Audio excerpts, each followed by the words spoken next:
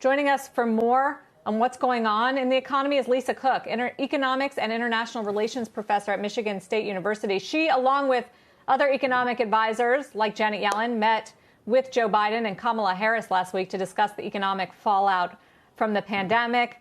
Professor Cook, thank you so much for joining us. So what is happening there with the economy, and how do you reconcile the fact that the consumer is spending so strongly on housing and at essential retailers at a time where unemployment is so high?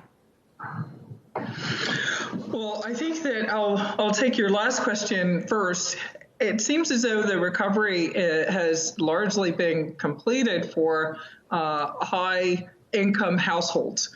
And that means that there's demand for products, for renovations that will make their homes more palatable to work from. So these are the people who haven't been as affected, as devastated by COVID-19. So they're investing in those houses, or they're moving house. Those housing starts going up is indicative of that. So that's partly what's happening, but that's a certain segment of the economy.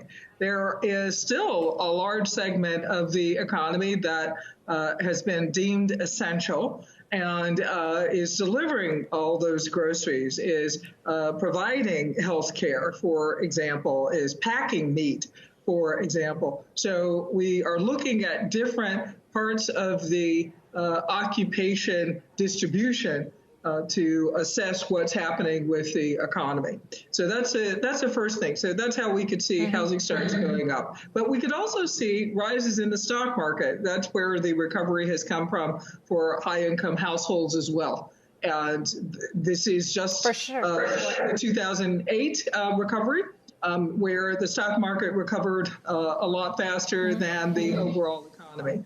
And in this recession, it is those sectors that have been worst hit that are a small share of the S&P 500. So that seems to be part of the explanation. Another part of the explanation is probably that market participants are waiting on a package, and they are betting that there is some sort of stimulus to come, because as you rightly said, the stimulus is running out. No, that's just where I wanted to go. I know you can't and don't want to discuss details of your conversation with Joe Biden and Kamala Harris, but as far as policy prescriptions right now, given the stimulus debate, it's at a standstill. What do you think are the most important aspects so that that money reaches the consumers and the small businesses that need it most? So I can tell you, I told them the same thing I've been telling Congress. I told Congress in the various hearings, at least 4 hearings in the last month and a half or so, that we really need aid to state and local governments. That's where the real carnage came from, and the longevity of the recovery came from. The protracted nature of the recovery came from in 2008. So they need a lot of help. That schools and universities and healthcare workers, all of them depended on state and local dollars. So that's one of the places where I would continue to advocate for help. But certainly extension of UI, that is, I think, that's been keeping the economy afloat.